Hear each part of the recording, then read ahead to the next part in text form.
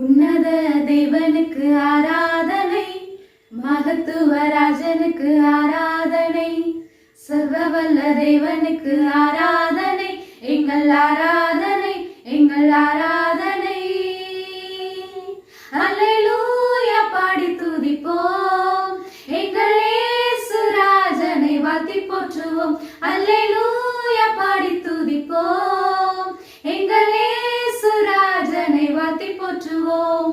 பிதாவாம் தேவனுக்கு ஆராதனை, குமாரனாம் இயேசுவுக்கு ஆராதனை, ஆவியாம் கர்த்தருக்கு ஆராதனை, எங்கள் ஆராதனை, எங்கள் ஆராதனை.